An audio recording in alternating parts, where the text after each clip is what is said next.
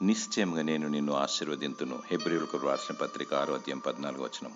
నీతి క్రియలు జరిగిస్తూ నీతిగా జీవించువారు దేవుని ఆశీర్వాదమునకు కారకులు.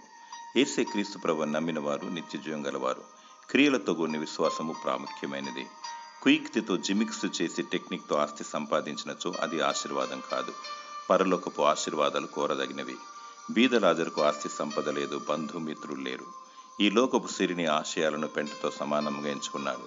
అన్నిటికంటే అందరికంటే దేవుని ఎక్కువగా ప్రేమించాడు. తన క్షామకాల దుస్థితిలో దేవునిపై ఆనుకున్నాడు. ఆయనను స్మరణకు తెచ్చుకున్నాడు. ఆశీర్వాదమునకు కారకుడయ్యాడు. పరలోక పౌరస్థితిని పొందుకున్నాడు. ఈ లోకంలో నీతి, న్యాయములు, యథార్థత, భక్తి, విశ్వాసము కలిగి జీవించుము. నా తండ్రి చేత ఆశీర్వదింపబడిన వాడా, లోనికి రా అని దేవుడు నిన్ను నిత్య రాజ్యంలోనికి ఆహ్వానిస్తాడు. అది నిజమైన ఆశీర్వాదము.